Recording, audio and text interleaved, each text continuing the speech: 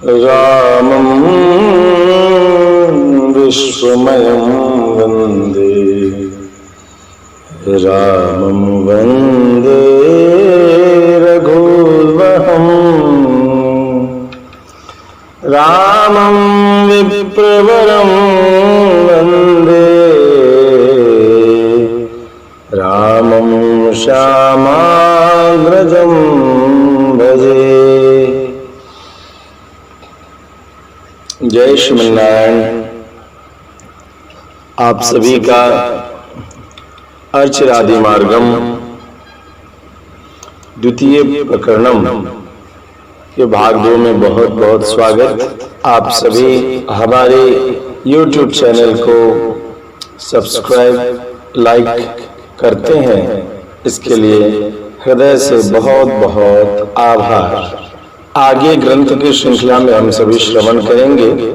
सूर्य कोटि प्रतीकाशः इत्युक्त प्रकारेण एक दो दितानेक सहस्रादित्य वदुर्निरीक्ष्य निरवधिक तेजो युक्तः अमानवं समासाद्य इत्युक्त प्रकारेण चतुर्भुजं शंख चक्रधरं विरजोत्तर कूल स्थित ममानवमासाद्य तेन पाणिना स्पृष्टः लावण्य सौंदर्यादि कल्याण गुणाकरं शुद्ध सत्वमयं भगवदनुभवैक परिकरं विग्रहं प्राप्य कर्म साध्यान्नश्वरात् गुणत्रयात्मकात् इंद्रादि पदाद् विलक्षणं भगवत प्रसाद साध्यम नित्यम शुद्ध सत्वात्मकम।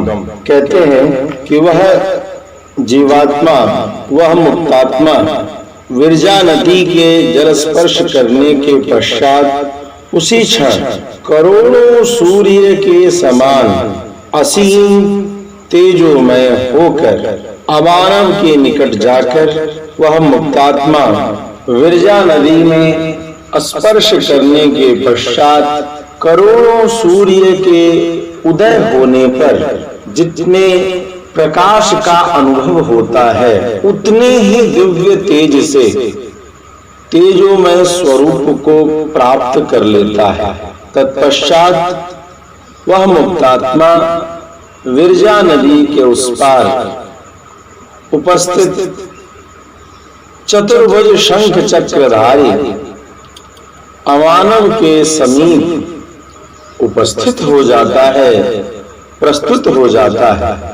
वह अमानव नामक भगवान उस मुक्तात्मा महात्मा को अपने हस्त कमल से, अपने हाथों से स्पर्श करके उसे अनुग्रहित करते हैं। वह मुक्तात्मा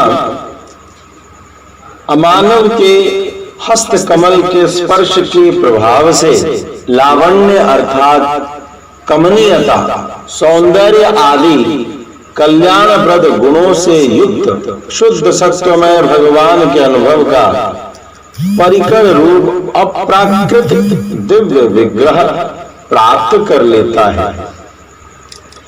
यह प्राप्त विग्रह अर्थात यह प्राप्त शरीर इंद्रादि देवताओं के समान तपस्या से प्राप्त नश्वर, नाशवान और त्रिगुणात्मक विग्रह नहीं है, किंतु वह प्राप्त शरीर तो भगवत प्रेम के द्वारा प्राप्त नित्य और शुद्ध सत्वमय विग्रह है।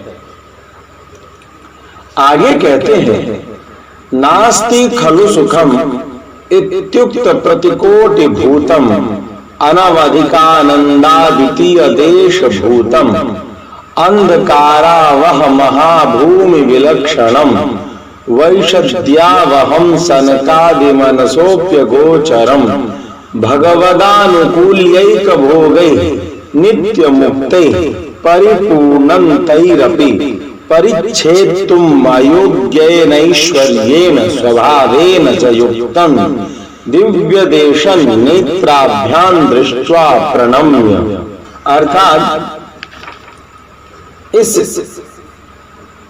दिव्य शुद्ध सत्वमय शरीर में रहकर वह मुक्त जीव असीम आनंद देने वाले अद्वितीय अलौकिक स्थान, अंधकार से रहित विशाल लीला विभूति से विलक्षण विशद रूप से प्रकाशित, सनकादि ब्रह्मर्षियों के ध्यान से भी दूर रहने वाले, भगवान के अनुकूल रहना ही जिनका एकमात्र भोग है, ऐसे नित्य सिद्ध पार्षदों से परिपूर्ण और ऐसे नित्य सिद्ध पार्षदों के द्वारा विजिस लोक की सीमा का ज्ञान एवं वर्णन के अयोग्य ऐसे ऐश्वर्य और स्वभाव से युक्त श्री दिव्य श्री वैकुंठ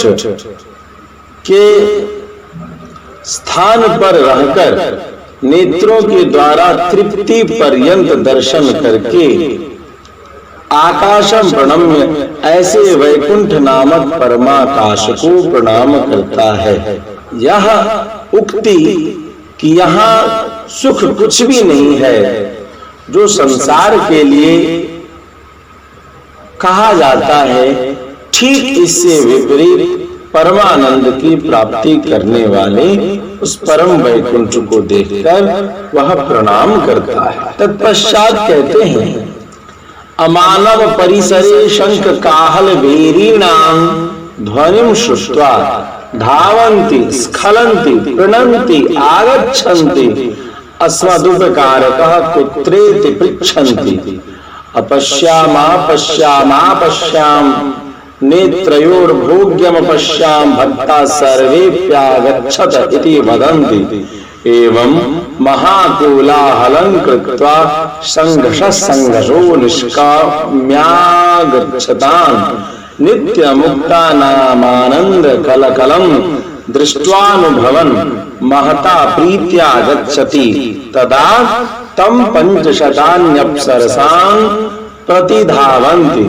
तत्रागत्य च ते देवाः साध्याश्च विमलाशया इत्युक्त प्रकारेण दिव्यमाला दिव्यांजन दिव्यचूर्णा दिव्यवस्त्र प्रभृतिन्यादाय पंचशतान्यप्सरसो नित्यसूरयश्च सम्मुखमागत्य तं ब्रह्मालंकारेण ब्रह्मालंक्रिया इत्युक्त प्रकारेण तमलंकृत्य प्रसादभूत वस्त्र माल्य दिव्याभरण दिव्यांगराग प्रभृति विलंकृतं दृष्ट्वा अहो भूषण धारणमिदं वस्त्र धारणमिदं कांतिरियं स्वभावोऽयम् इति विस्मित हृदया श्लाघ्यन्ते।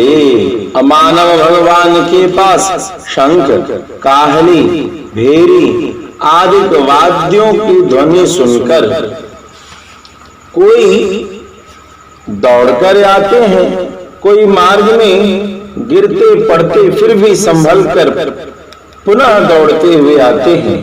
कोई एक दूसरे से पूछ रहे हैं, कौन आ रहा है, हमारा उपकार करने के लिए कौन आ रहा है, इस प्रकार कहते हुए आते हैं।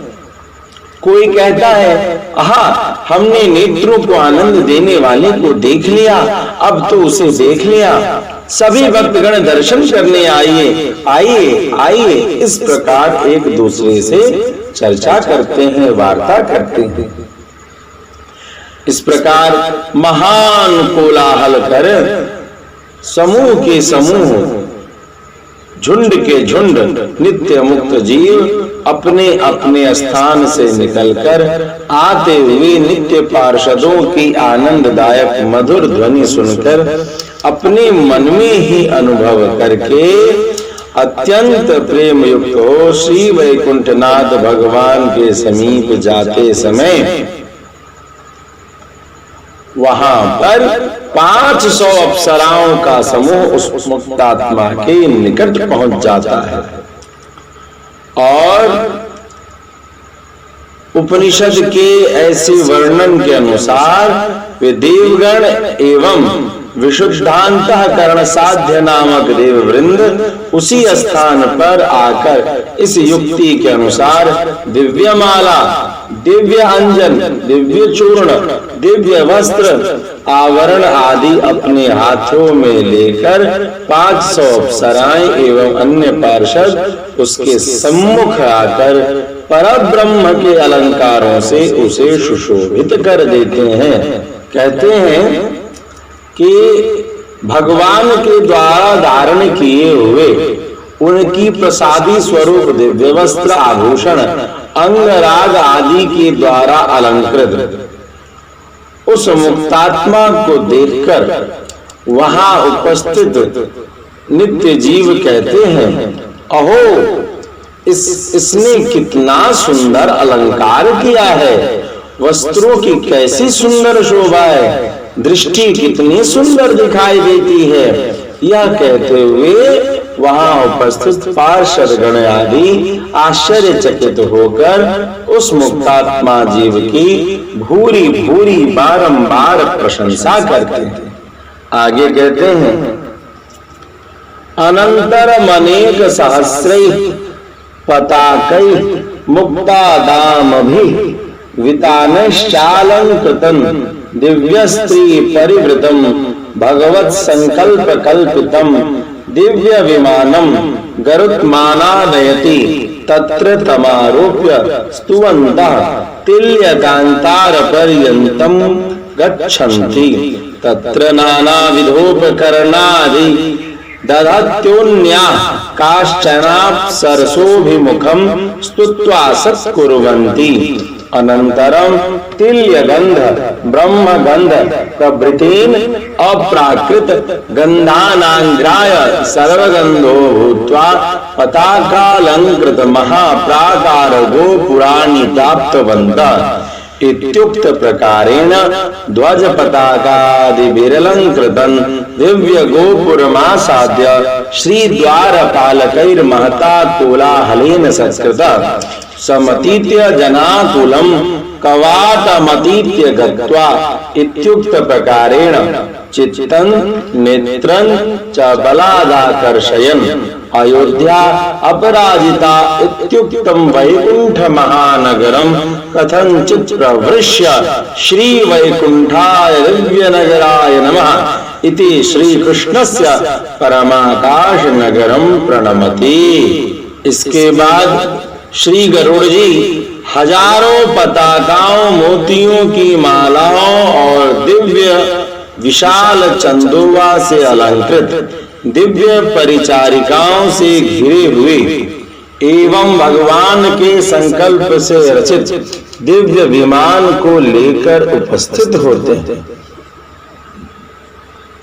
इस विमान में उस मुक्तात्मा को बैठाकर उसकी स्तुति करते करते सब तिल्यकांतार नामक स्थान के समीप जाते हैं।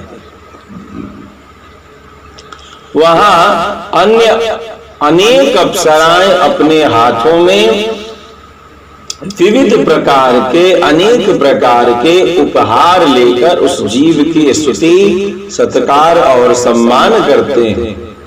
इसके बाद तिल्यगंध, ब्रह्मगंध आदि नाना प्रकार के दिव्य गंधों को सूंघता हुआ वह मुक्त जीव सर्वगंध हो जाता है, सर्व रस प्राप्त हो जाता है। तब पताकाओं से सुसज्जित दिव्य गोपुर के पास वह पहुंच जाता है। इस उक्ति के अनुसार वह ध्वजा पताकाओं से सुशोभित दिव्य गोपुर के निकट उपस्थित होने पर वहां के श्री द्वारपालगण के द्वारा वह मुक्तात्मा अत्यंत आदर पूर्वक सत्कार किया जाता है। यहाँ से आगे बढ़कर मार्ग में चलने वाले मनुष्यों से परिपूर्ण द्वार को पार करके रामायण की सूक्ति के अनुसार वह मुक्तात्मा जीव मन और नेत्रों को आकर्षण करके अयोध्या अपराजिता इन नामों से कहे जाने वाले श्री वैकुंठ दिव्य नगर में किसी प्रकार सौभाग्य से प्रवेश करके श्री वैकुंठाय दिव्य नगराय नमः यह कहकर श्री कृष्ण के परमाकाश श्री वैकुंठ नगर को प्रणाम करता है। तदा वैकुंठस्था अमरा मुनयश्च अहो सह्याद्रि शिखरगतम सागर जलमेव संसारस्थोयम एतद्देशं प्राप्तः खलु इति स्मिताः एनं प्रशंसन्ति। ततो गरुड़ विश्वक्सेन प्रभृतयो देवा एनं स्वस्वगृहं प्रापय्य उच्चासने निवेश्य स्वयमधस्तात् स्थिता स्वमहिषेभिर्दीयमानेन जलेनास्य श्रीपादौ प्रक्षाल्य अस्य प्रभावं वर्णयन्तः सत्कारक्रमेण सत्कुर्वन्ति। ततः श्रीषट्कोपं दिव्यचूर्णं पूर्णकुम्भान् मङ्गलदीपांश्च दधत्यः देशान्तरादागतं पुत्रं पश्यन्त्यो मातर इव शीतल मुखाश्चन्द्रवदना योषितः प्रत्युद्गच्छन्ति। अयञ्च राजपथेन महावीथ्या अन्तः प्रविश्य दिव्याभरणशतसहस्रावृतं प्रतप्तकार्तस्वरकृतं दिव्यालयं प्राप्य श्रीवैकुंठाय दिव्यविमानाय नमः इति प्रणम्य। कहते हैं समुद्र जल सह्य पर्वत की चोटी पर चढ़ जाए, जिस प्रकार से ऐसी आश्चर्य घटना कल्पना की जाती है, ठीक उसी प्रकार से श्री वैकुंठ में स्थित अमर मुनिगण एक अनादि काल से संसार में आबद्ध जीव के वैकुंठ में आगमन को असंभव सी घटना मानकर आश्चर्यचकित होकर उस मुक्तात्मा जीव की प्रशंसा करते हैं। इसके बाद गरुड़ विश्वक्सेन आदि प्रधान पार्षदगण उस मुक्त जीव को अपने अपने घर में ले जाकर ऊंचे ऊंचे आसनों पर विराजित करके उन्हें बैठाकर उनकी अपनी दिव्य देवियों द्वारा लाए गए जल से उस मुक्तात्मा के चरण धोते हैं। उस चरणामृत का प्रभाव बताते हुए उसे अपनी पत्नियों को देकर वे सब सत्कार के क्रमानुसार उसका सत्कार करते हैं, सम्मान करते हैं। देशांतर से, परदेश से, विदेश से आए हुए पुत्र को जिस प्रकार माता अत्यंत स्नेह पूर्वक देखती रहती है, ठीक उसी प्रकार से चंद्रमा के समान आनंदजनक शीतल मुख वाले दिव्य स्त्रीगण हाथों में शठारी अर्थात भगवान की श्री चरण पादुका, दिव्य चरण, पूर्ण कुंभ, मंगल दीप आदि मांगलिक द्रव्य लेकर उस मुक्त जीव की अगवानी करने आती हैं, स्वागत करने आती हैं। इसके बाद वह जीव विशाल राजमार्ग पर सैकड़ों दिव्य आवरणों के द्वारा आवृत एवं अग्नि में तपे उज्ज्वल स्वर्ण से निर्मित दिव्य मंदिर में उपस्थित होकर श्री वैकुंठाय दिव्य विमानाय नमः यह कहकर उस दिव्य मंदिर को साष्टांग प्रणाम करता है। आगे की श्रृंखला को हम सभी अगले भाग में सुनेंगे। आशा है आप अर्चिरादि मार्गम की श्रृंखला को श्रवण करके लाभान्वित हो रहे हैं। हमें उत्साहित करने के लिए हमारे YouTube चैनल को सब्सक्राइब करना ना भूलें, नोटिफिकेशंस के लिए बेल आइकन दबाना ना भूलें और अपने सभी श्री वैष्णव मित्रों को इसका लाभ पहुंचाने के लिए उन्हें भी यह वीडियो जरूर शेयर करें। जय श्रीमन नारायण।